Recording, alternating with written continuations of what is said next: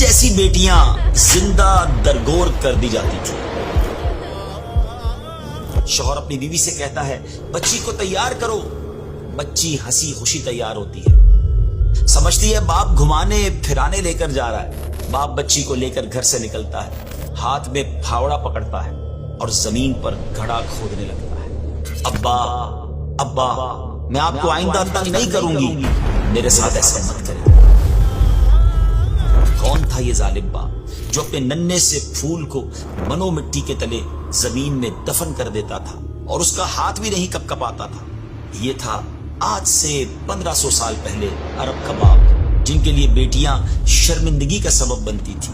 جس معاشرے میں بیٹی کو زندہ دفن کیا جاتا تھا، اسی معاشرے میں ایک والد نے اپنی بیٹی کو اپنے جگر کا ٹکڑا قرار دیا۔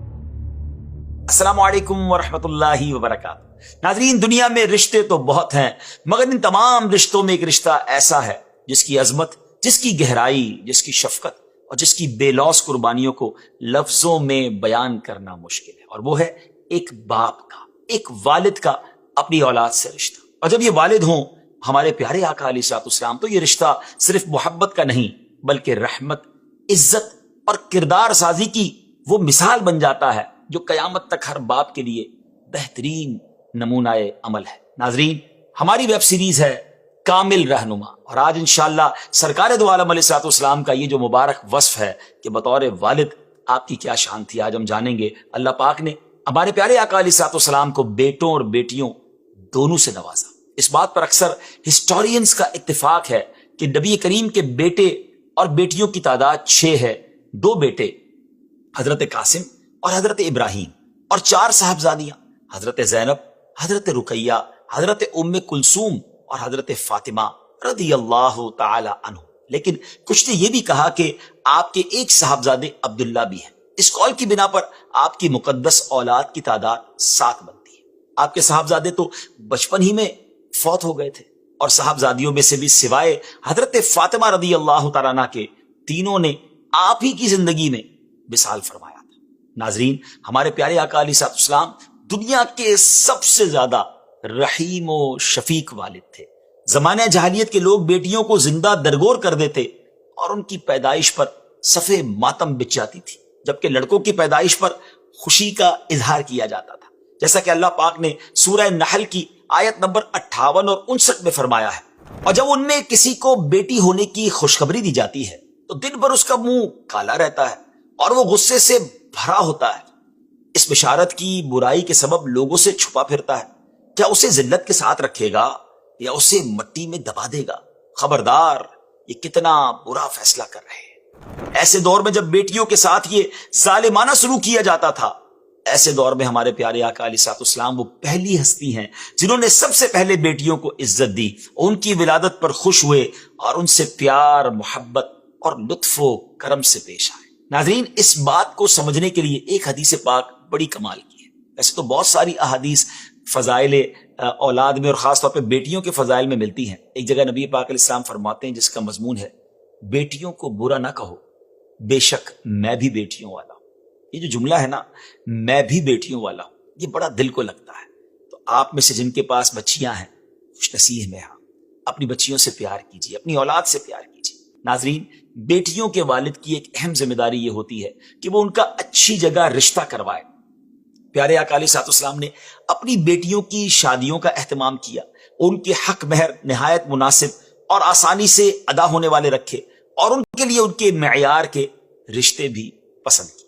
سیدہ زینب رضی اللہ تعالیٰ عنہ کی شادی ابو العاص بن ربی رضی اللہ تعالیٰ عنہ سے فرمائی، جو سیدہ زینب کی خالہ حالہ بنت خویلد کے بیٹے تھے۔ آپ رضی اللہ تعالیٰ عنہ مکے کے چند نہایت عقل مند اور امانت دار لوگوں میں شمار ہوتے تھے۔ نبی کریم علیہ الصلوۃ والسلام نے آپ کی تعریف کرتے ہوئے فرمایا، اس نے مجھ سے جو بات کہی سچ کہی، جو وعدہ کیا اسے پورا کیا۔ پیارے آقا علیہ الصلوۃ والسلام کے اس فرمان کا بیک گراؤنڈ یہ ہے کہ ابو العاص یہ غزوہ بدر کے وقت کفار کی طرف تھے، ابھی تک انہوں نے اسلام قبول نہیں کیا تھا۔ تو غزوہ بدر میں جب کفار قید کیے گئے تھے تو ان میں یہ بھی تھے، تو انہوں نے نبی کریم علیہ الصلوۃ والسلام سے وعدہ کیا تھا کہ وہ مکہ واپس جا کر آپ کی بیٹی سیدہ زینب رضی اللہ تعالیٰ عنہا کو آپ کے پاس مدینہ بھیج دیں گے۔ چنانچہ انہوں نے پھر اپنا وعدہ نبھایا اور ایسا ہی کیا جیسا کہ کہا تھا۔ بعد میں انہوں نے بھی دین اسلام قبول کر لیا تھا اور پیارے آقا علیہ الصلوۃ والسلام نے پہلے نکاح ہی کی بنیاد پر سیدہ زینب رضی اللہ تعالیٰ عنہا کو ان کے ساتھ بھیج دیا تھا۔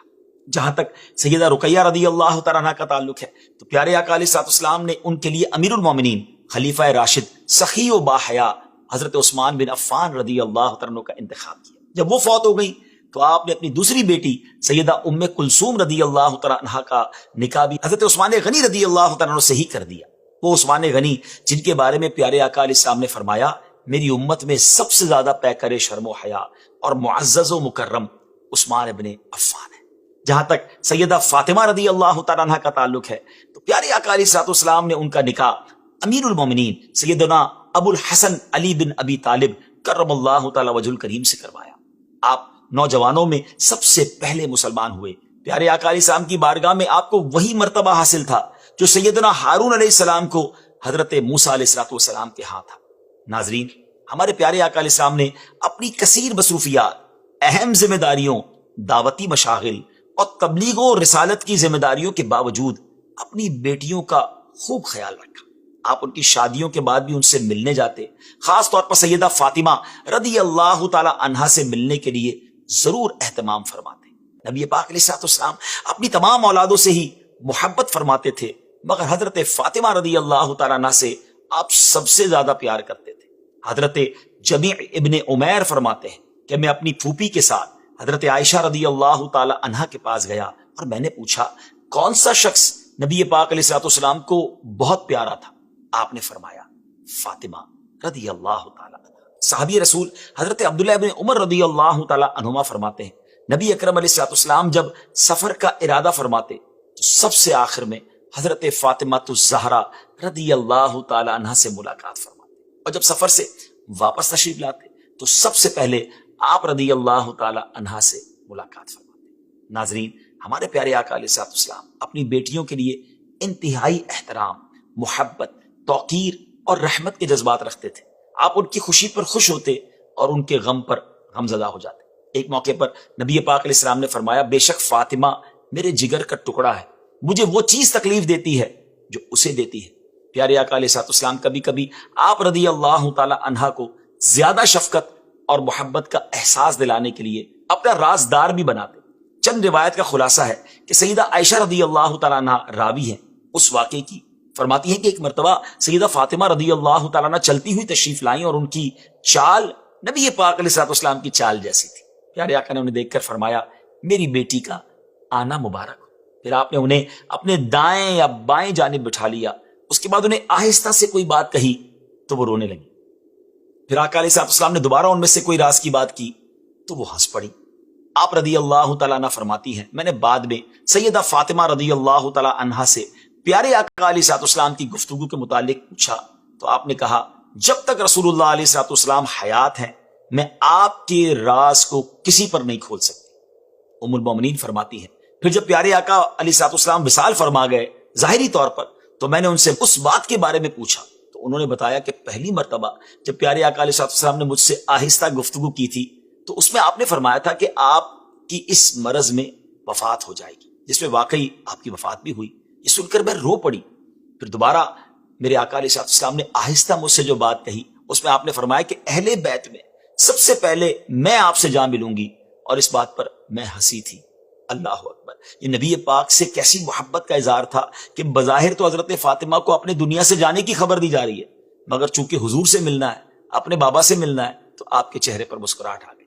ناظرین، ایک مرتبہ سیدہ فاطمہ رضی اللہ تعالیٰ عنہا نبی پاک علیہ الصلوۃ والسلام کے پاس تشریف لے گئیں اس غرض سے کہ آپ سے اپنے لیے کوئی خادمہ مانگے، کیونکہ چکی پیسنے کی وجہ سے آپ کے ہاتھوں میں بہت تکلیف ہوتی تھی۔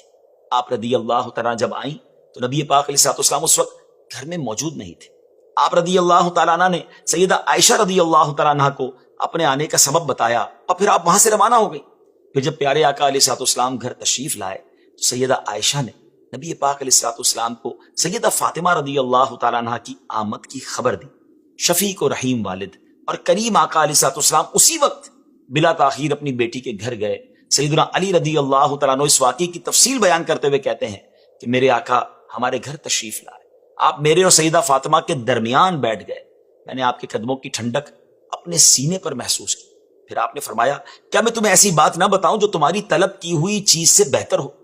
پھر نبی پاک علیہ الصلوۃ والسلام نے فرمایا جب اپنے بستر پر جاؤ تو 33 مرتبہ سبحان اللہ، 33 مرتبہ الحمدللہ اور 34 مرتبہ اللہ اکبر پڑھ لیا کرو، یہ تمہارے لیے غلام لونڈی سے بہتر ہوگا۔ اس پیارے انداز سے نبی پاک علیہ الصلوۃ والسلام نے حضرت فاطمہ کی ایک نیکی اور ثواب والے کام کی طرف رہنمائی فرمائی۔ ناظرین، اس میں ایک اور بات بھی سیکھنے کو مل رہی ہے کہ گھر کی ہماری بہنوں کو، ہماری ماؤں کو اپنے ہاتھوں سے کام کرنا چاہیے، اور اگر کسی کو تھکن لگتی ہو کام کرنے پر، اور یہ صرف اسلامی بہنوں کے لیے نہیں بلکہ مردوں کے لیے بھی علماء فرماتے ہیں وظیفہ ہے کہ رات بستر پر جاتے وقت اگر یہ وظیفہ پڑھ لیا جائے تو انشاءاللہ پورے دن کی تھکن میں آرام آ جاتا ہے۔